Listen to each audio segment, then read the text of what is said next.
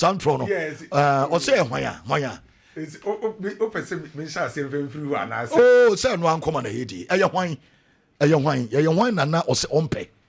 Only 5% of the board.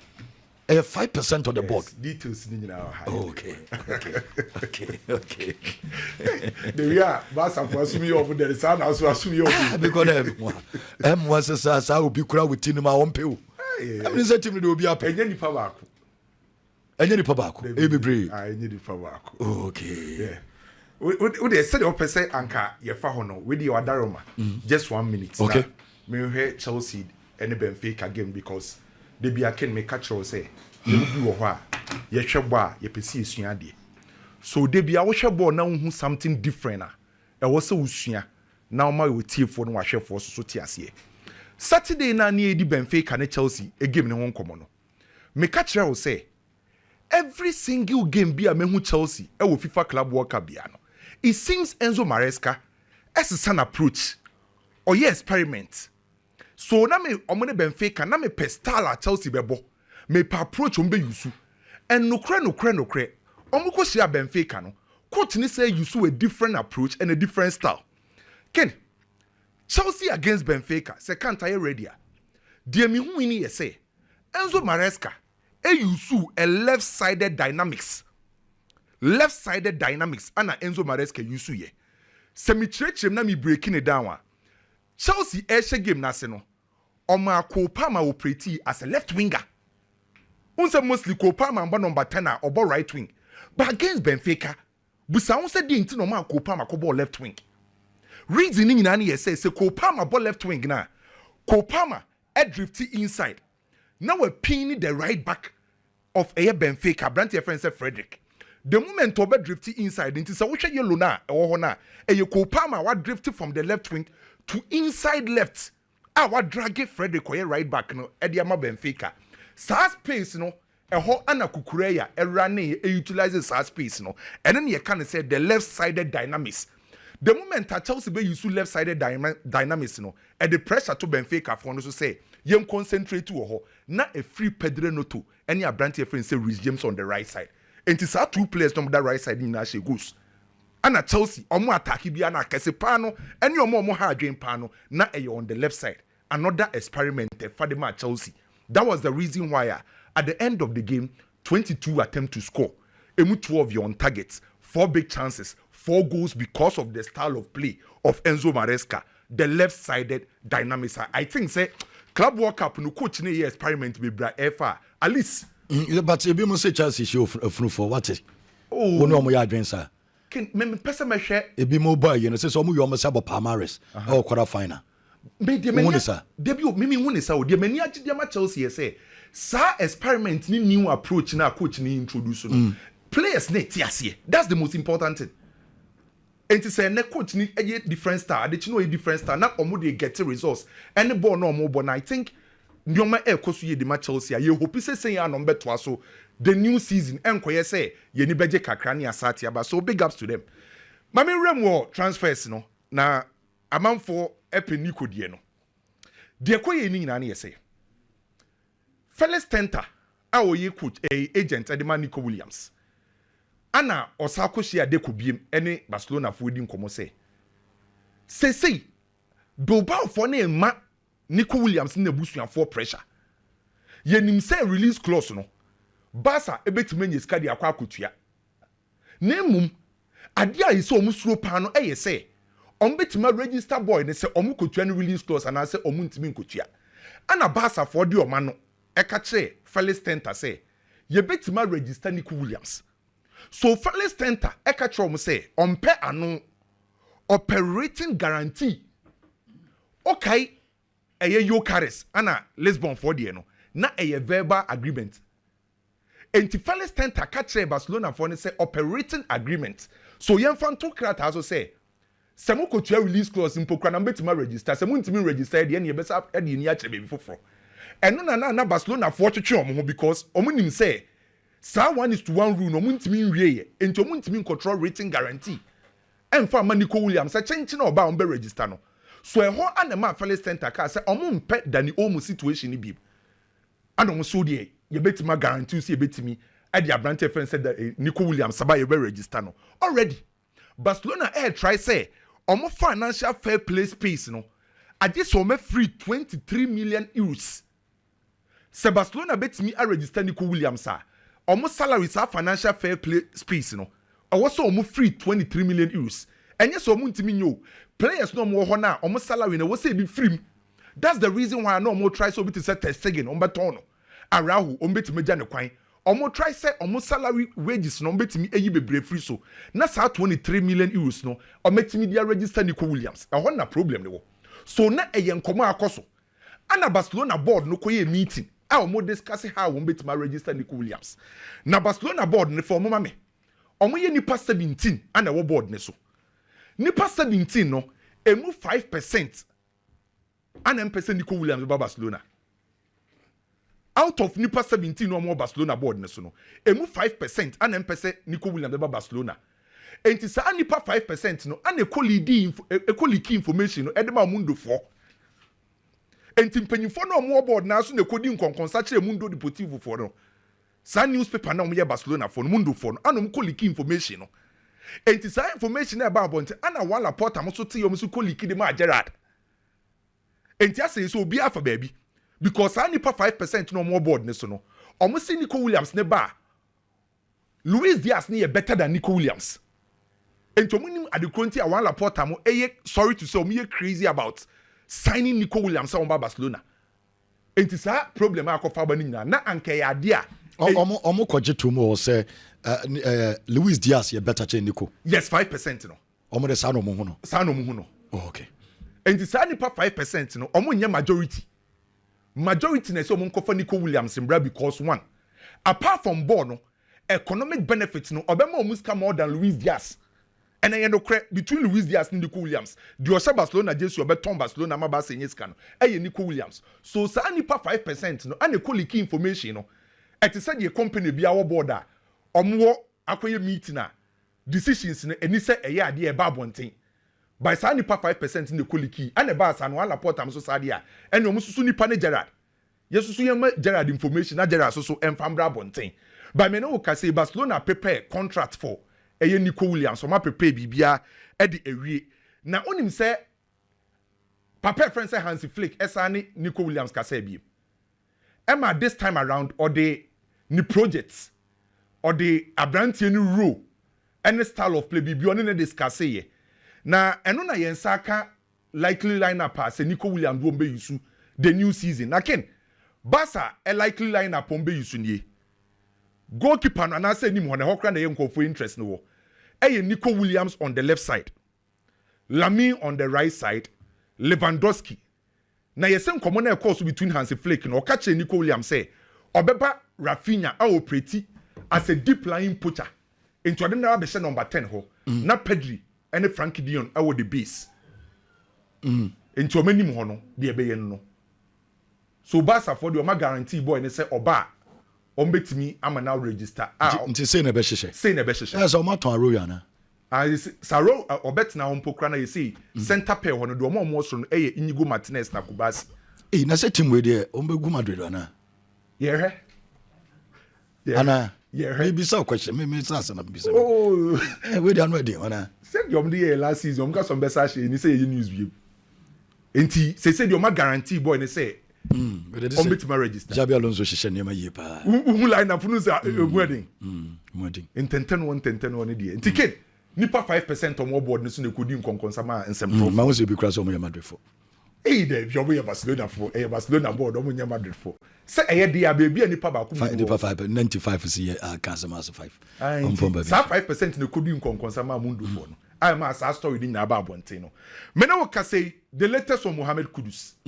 On say I ha say there ye ma story a 2-3 days time na ba be deja. We be catch say Enzo Maresca Abrante friend say Joao Pedro ni Kudus ohia omo. Oma say so ma fa Joao Pedro e de aba. Na oni ma de kronti ama Spurs nkomo ni ma ye de ni nyina no. Spurs for de say Chelsea kire Mohamed Kudus. Eti said ye kwaku ni bigi e pre oba ho. Na oba ne say ope bigi. Chere de bi omo ye no. Na oba ne say ope bigi. Na kwaku ntiase na o de se bigi de a kire oba na no bi na Spurs ye kudus no onim say space for ekohia roof for no baby or say omo handle kudus no ana ma ka kire omo ani kudus say Chelsea na so pesa okọ no o ko Palmer o Pedro Neto o Dilap o ma sa akofa Joao Pedro enche bi ebekọ World Cup omo guarantee playing time da enti say upe baby a pressure ni so ye be guarantee playing time a space space je samu da shiri de emfata no Chelsea de ne fata no menya ho ye no ankomunya Chelsea de mo de atoso na meka ho asem enti omo de se Chelsea de kire Mohamed Kudus se Chelsea no okọ no players no mo kofa ba na bi free Dortmund ba enti bibie ne ho be guarantee playing time enti bra team a ye be ye project ni de esi so but Pedro Neto ba Chelsea no play or no ye starter initially Pedro Neto be start straight say won say do be not chenchen say na madoke mu na ebo no say and then say who you Chelsea players na on everybody dey first so a performance could su corner first 2-3 matches be onya bi ba there be say a transfer ye nyina ye prade ba ko penti de make out trim be ye ode on say already medical be catch say omo the first proposal bi koi £50 million plus sale on clause 30 to 35%. Omo so be say increases kano enti de omo perform Kudus say ni say Kudus ebeji atum say obeba space se Kudus nya gitum say kukuro ombesa increase be ndi akwa koma as a space pe Kudus chen Chelsea space for penisa ombenya no a chen challenge as a Chelsea for no ye omo as omo slow down and they say kromasa akwa for another player dinaba enti no mpese omo gina so you for Joao Pedro okay fine say coach be on system na football na system they say ka we na say come fa no anya Kudus na say come fa no oh yeah me kra de profile na omo pe no say obi otimi bo across the front line say Pedro so timi bo na nyina ono ne de about the right wing na onye effective to say Kudus okay enti de ba ndia kan de ba membo so na mo so omre na bu kef Manchester United eton players escan na be ombe generate no de be ko Bergamo Ederson midfielder no o me decide so ba ko fa no on say FIFA Club World Cup no Real Madrid wa crash striker Gonzalo Garcia or perform very well Leeds United Sunderland and Roma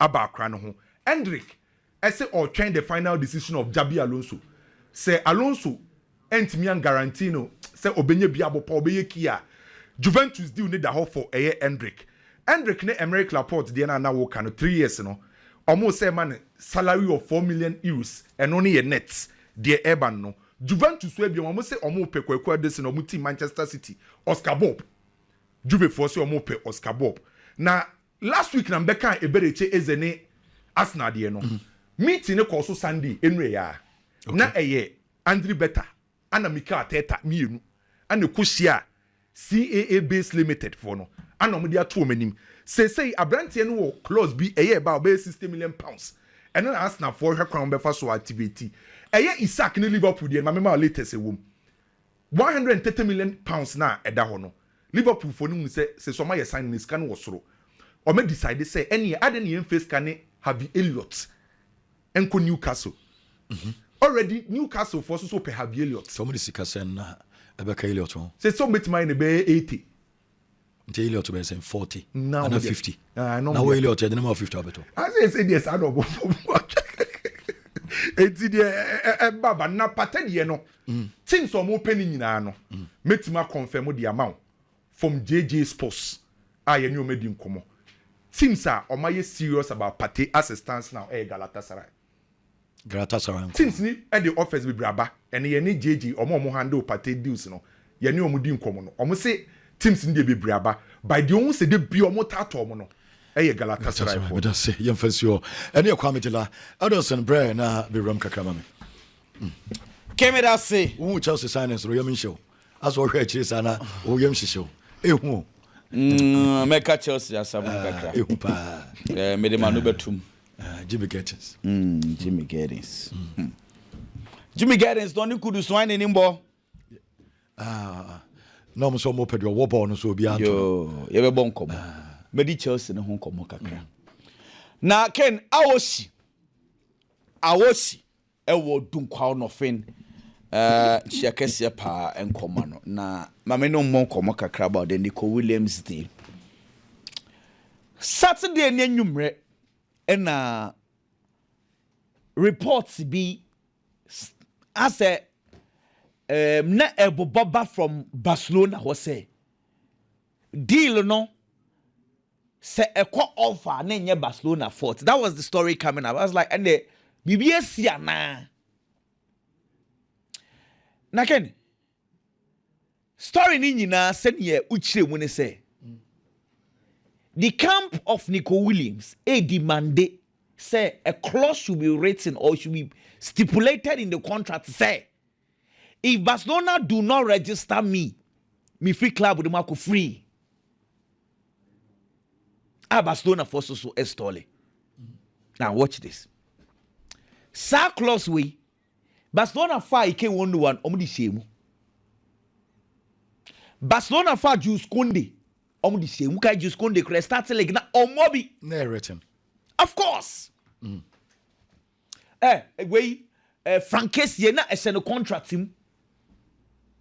If a recent players have banyina a shomo contract mu a written contract.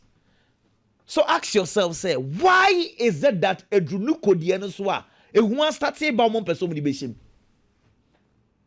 But what tell me, Joe, say Danny Omo, the last player na a shared contract was Danny Omo.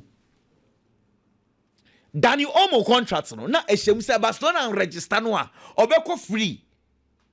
And again, Danny Olmo, don't forget, say last year, it was because of Andres Christensen injury, no, and I registered Danny Olmo. Maybe Senior Christensen in a prayer, they wouldn't have registered Danny Olmo. But I'm not be a referee 1 year ago now. Some way see Christensen prime and umpono registration no ya koya kopim January. Okay, the January in Barcelona for courts. So back and forth, CDR4 no, and I'm ruling in favor of Barcelona. And Danny Olmo twice we season no, and umpona and ne ubi sa have ye Tabasa say, and Ranimudi still now insisted that Danny Olmo was not registered right. It's during the season, and Sancho kept on asking Danny Olmo say, Barcelona for Intimian register, are you going to use that clause and leave the club for free? That was time and Manchester City started didn't come on. Make I when you see. And then Danny will say, oh no. Barca will have free. The basic BR no be Barcelona. On our exercises are close. Theo. If Barcelona are okay to use those clauses for those players, then it should be okay to use the same clause for Nico Williams. But Barcelona's rule. And I agree, Felix Tentano, for you say. Sha, Nico no, onya Barcelona true and true. A bit timia Barcelona can splash out 58 million euros today. So registration is delay. Na kwa Danny Olmo diani bia. Danny Olmo was a Barcelona boy. He said this, I'm not going to activate any clause. I will stay. Can you say same for Nico Williams? Now, oh, you sure say Nico, Obetma Isa, Obetiasama, Obetma Isa, Bayern Munich, Obia could almost 60 million. Na registration and fast intimate go. No, on Tono Suntinefi. OTF Kakra say, may cover be a mescanache. We are sure so. Bayern Munich, an informal boy in agents, is still and they are waiting. Because already Bilbao for bedtime, Barca time, or they become better than what Chromo. It's not make us say a business. See, some no can say buy Munich for. I'm telling you, if you inform the agents and say they will be waiting. And see, Ken, see, you can take risk for Danny Olmo because you know hey, Andy Barra or a Barcelona guy. Danny Olmo agent or a Barcelona guy. But how assured are you for Nico Williams? I know the stroke a crowd. Oh no, that is why we are where we are today. It was a compromise, but either Barcelona will agree and sign, or as I said, Nico Williams is our clause ni frame. Now only GDS Barcelona will work things out. See, the question be woman is the last time I can't so much them will say, "Hey, release clause no." And ya by fluke, Real Madrid who pay clubs are a kuta liquid. A car counting liquid as sika cash and casawa. And ya Real Madrid oh. Yet Madrid echo in negotiations. Now a release clause or corner clubs ne kokasa. Say I cannot pay for sika cash straightforward, sir. Boom for mommy. Franco Mustantano mutu and said 2. Din house no mutu and saying 2 or 3. We were told to the Micho Yase. It's physical cash is an easy. Already, they have paid 25 million for Juan Garcia. It was on another close to 60 million for Nico Williams. Let's just say, Barcelona, baby, I would say 85 million euros cash down. Master, and yet easy. 85 million euros cash down. Mami bubu muncha to say they want top place miensa. Na place miensa nebia wa amortizing akase bia afibia betua 30 million. But you are going to use some physical cash, straightforward. It is not easy. There to be which I want to explain. ASR CPI na what Dani Omu. What to say? Can't Dani Omu see customer CPI na. Ken, me pam chow a consumer price index in Spain. A share contracts in MPMP say.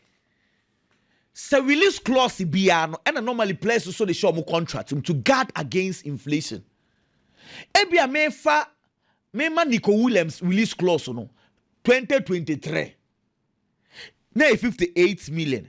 Na se 2026 obefa boy na sounds 58 million na me lose cash. But what did the bicho ya say? It's in Spain they allow the CPI say and yes adia country ni CPI as at that time no one calculate their physical no so.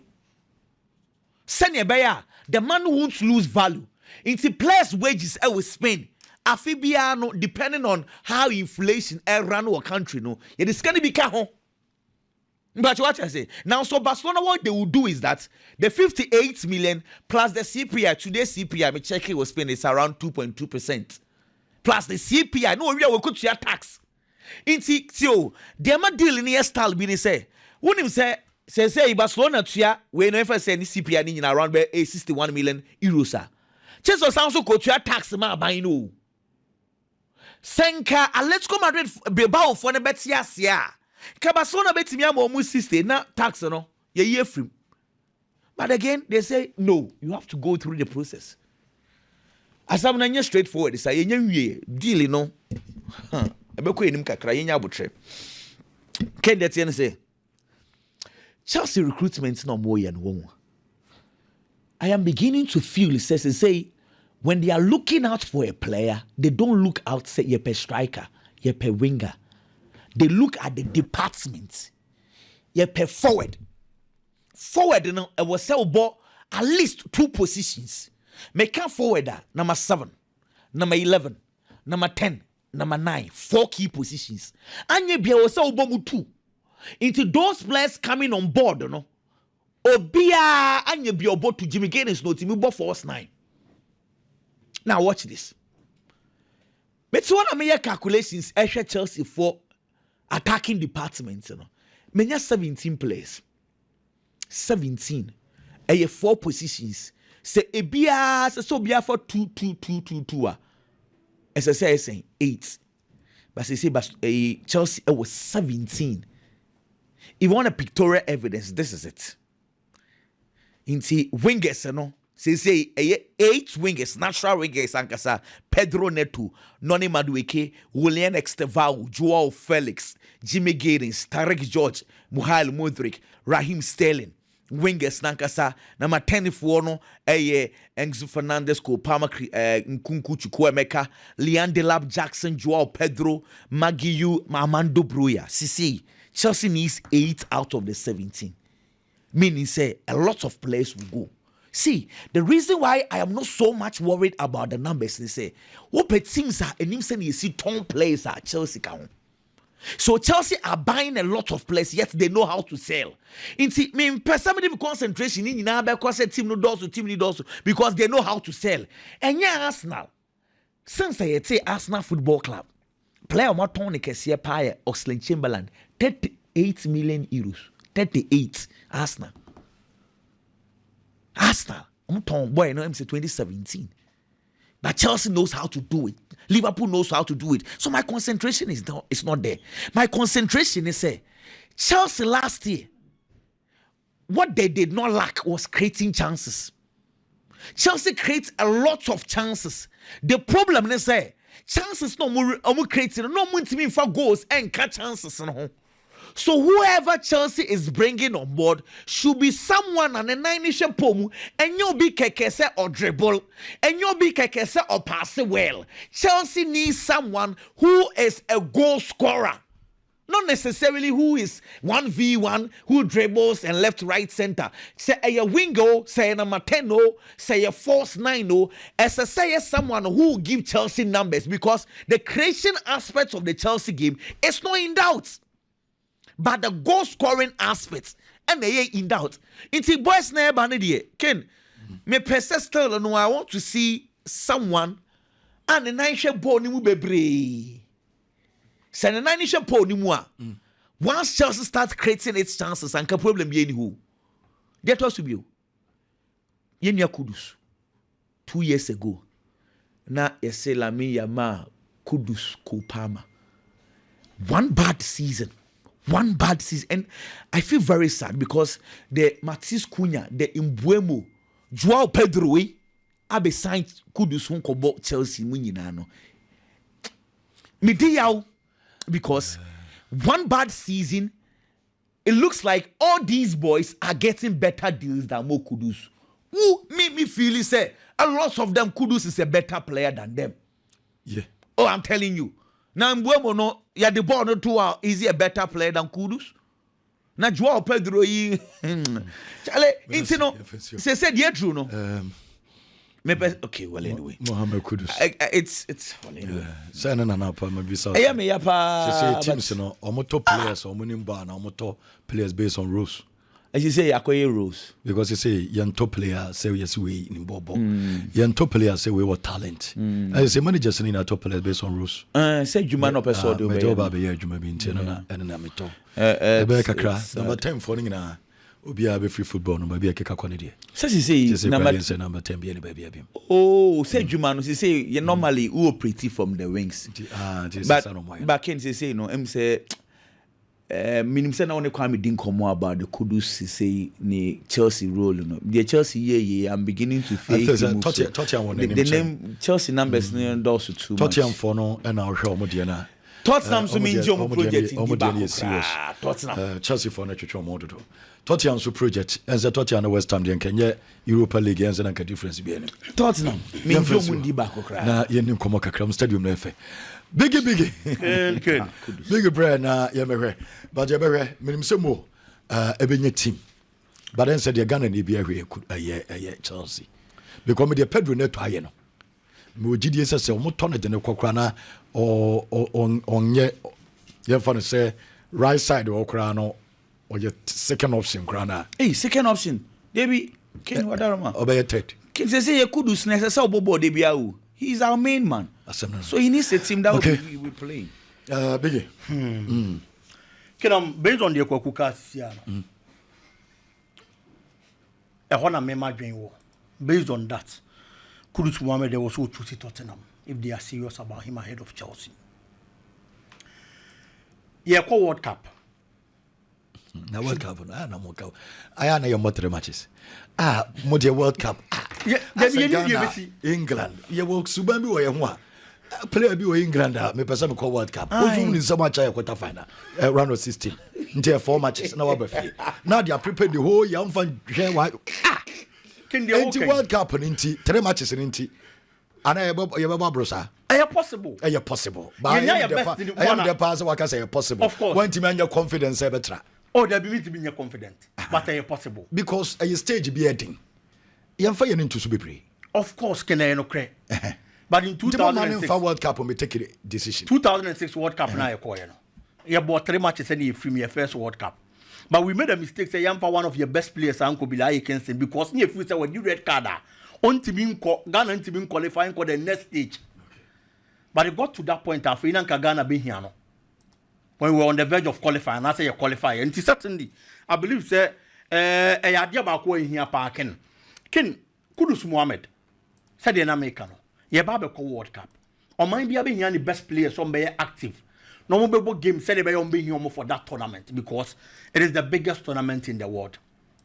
It's based on that. So who make you move at this stage? Idea say wa dream koso. Eh baby obenya ball ni bia dey be abo. O baby say na Kudus Mohamed ko Chelsea onya bi mo ana. A highly possible say Kudus Mohammed coach also be game ni biabo. Back in the woman say at Chelsea, they have a coach at Watana team nimu for more than a season. You a new season mu. Our players on more or more year Jumadada. On him player bia. A woman on one Epe Mohammed Kudus, but he's been with the team. Our nim team no. Any players in our team no. So Kudus Mohammed make a move to see another Chelsea. Or kwa pray for a sport. Chelsea will Pedro Neto. Ewo ho. Our establishing a Chelsea team no. Chelsea will co-palmer in recent games. Coach the ball at Auburn or push on onto the Nico flanks. And gradually, these are some of the players that could see on Moko pray. Ye did Jimmy Gettins home come say possible. So no to bet me join the Chelsea Bobo. William Estivayo and so ho. Can Oya co-palmer, Oya Gettins are. These two players are English bonds. So what to quite go become Kwako see a kind. Now no more free chrome one more Kwako pre-positioner. You have to play above your weight. I am a player in Bejo row. Ewo.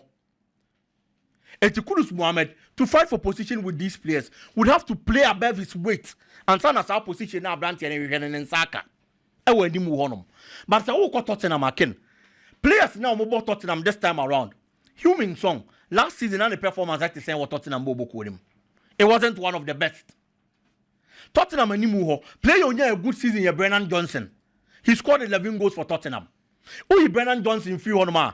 Almost all the players from Tottenham and Nimuho no be more than one shot and conquering. Human Song, Richarlison, Dominic Solanke. These names are a boy. Hey, dear Kudus Mohammed make me know my competing 1 year sport. And I just as I was saying about Chelsea, Tottenham, there's a new coach. Ononen tonight, I say coach, I don't know what Chelsea, Enzo Maresca. It's Oba player be with a different eye. Now our performance back on can more opportunity. Now what's your kind of man? It's based on that. Me feel say Tottenham is going to be a better destination for Mohamed Kudus ahead of Chelsea this time around. Ken, moving on, Chelsea Bobo Kono. Yes, signings. And looking at the signings at Chelsea, I feel say they are building. No crepa. So Chelsea. Now we players for home, forward line players. Now we have additions. Now we have João Pedro in the bar. Premier League now in the just ended season.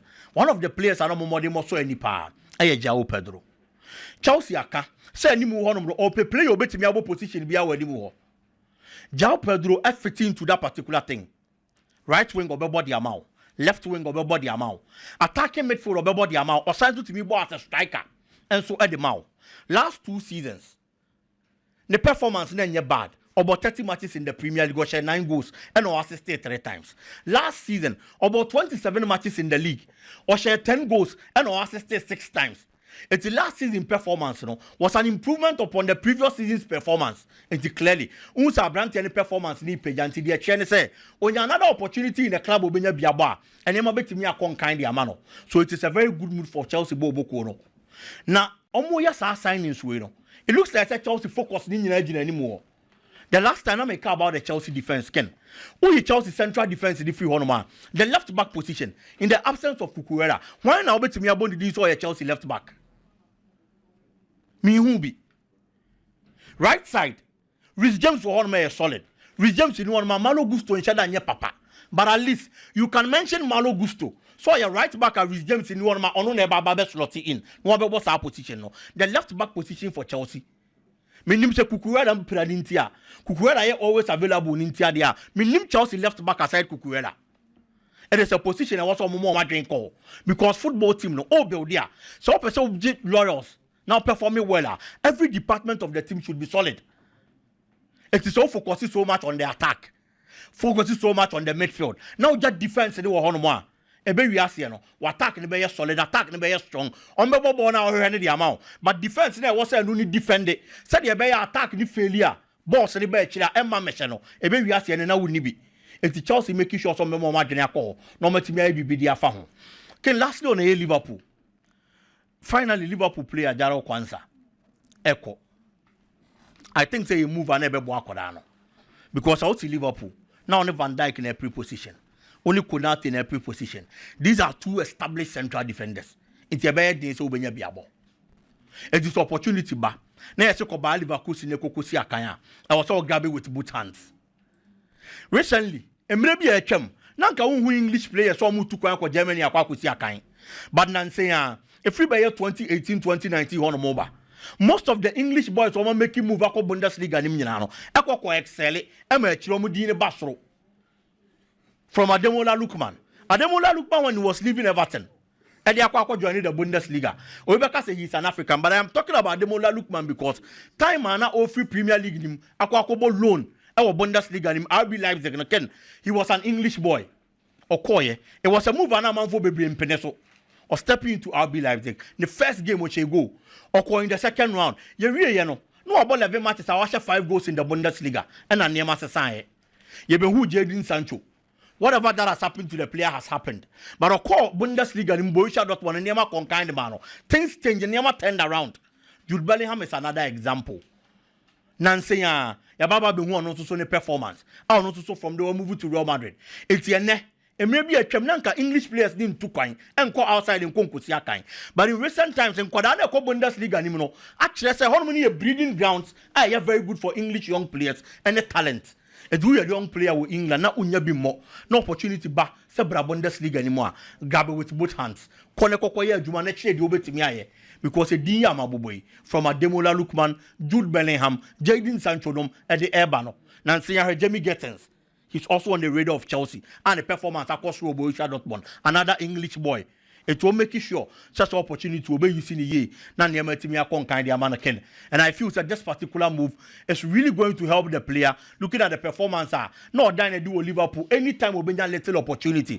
And so Liverpool Bobo now shining on signs from back into the English Premier League. Well, I know biggie, young friend, but